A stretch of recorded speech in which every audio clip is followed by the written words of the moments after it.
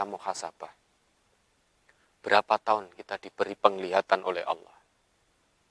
Berapa tahun kita diberi kecukupan oleh Allah? Berapa tahun kita didekatkan oleh Allah, kita bisa melihat kalamullah dalam mushaf ini. Secara mata kita bisa melihat, kita bisa membaca. Tapi coba dalam sehari Allah beri kita 24 jam. Berapa jam kita habiskan untuk dunia kita? Berapa detik kita manfaatkan untuk bercengkrama dengan ayat-ayat Allah? Terus, kalau itu yang kita lakukan, berpuluh-puluh tahun, ada yang 20 tahun, ada yang 30 tahun, ada yang 40 tahun, bahkan 50 tahun, bahkan 60 tahun, atau lebih. Diberi waktu kesempatan oleh Allah sampai usia 50 tahun, 60 tahun. Masih mengedepankan dunia terus, hidupnya untuk dunia. Saking sibuknya, saking cintanya dengan dunianya, sehingga sudah tidak punya waktu lagi untuk bercengkrama dengan ayat-ayat Allah. Masa dengan begitu, itu yang kita lakukan, kita mengharapkan surganya Allah? Pasti tidak akan pernah sampai. Karena kita sedang keluar dari rel tujuan penciptaan kita.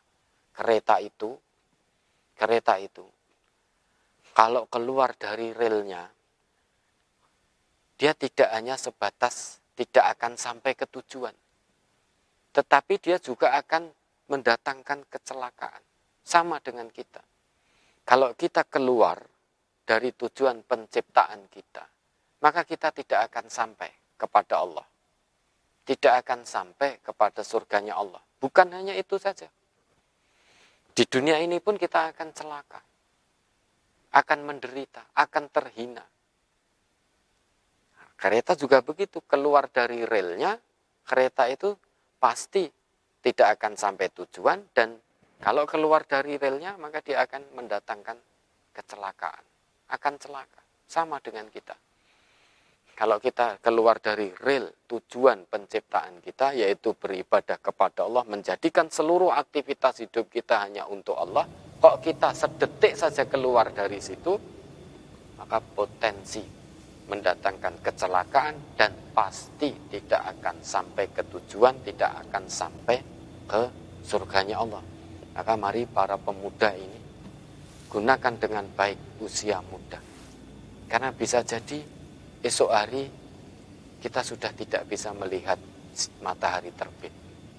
Karena bisa jadi malam ini saat kita tidur, Allah tidak kembalikan ruh kita lagi. Karena orang tidur itu hakikatnya dia latihan mati. Orang tidur itu ruhnya sedang ditahan oleh Allah. Kalau dikembalikan oleh Allah, maka dia terbangun. Maka doanya, Alhamdulillahilladzi ahyana ba'da ma amatana. Begitu. Orang bangun tidur doanya begitu. Segala puji bagi Allah yang telah menghidupkan kami kembali setelah mematikan kami. Orang tidur itu mati sementara. Kalau rohnya ditahan terus oleh Allah, tidak dikembalikan, maka dia mati. Dipanggil pulang oleh Allah. Lah mati itu sewaktu-waktu, fala tamutunna illa wa antum muslimun. Maka jangan mati kecuali dalam keadaan benar-benar berserah diri kepada Allah. Dan biasanya pemuda ini punya keinginan yang luar biasa. Dan biasanya dorongan hawa nafsunya sangat kuat. Kalau sudah begitu keinginannya neko-neko. Penasaran dengan hal-hal meskipun yang hal itu dilarang oleh Allah. Tapi dia penasaran, ingin pacaran, ingin itu, ini, itu, dan lain sebagainya. Ingin berduaan dengan lawan jenis dan lain sebagainya. Karena dorongan hawa nafsu. Coba panjenengan bayangkan saat panjenengan melakukan satu perbuatan dosa. Misalkan panjenengan sedang pacaran atau boncengan dengan yang bukan mahram. Tiba-tiba Allah perintahkan malaikat mautnya untuk memanggil pulang panjenengan. Maka tempat panjenengan nanti di mana? Sudah barang tentu di neraka. Karena mati dalam keadaan maksiat. Sedangkan perintah Allah, fala tamutunna illa wa antum muslimun. Jangan mati kecuali dalam keadaan berserah diri betul kepada Allah.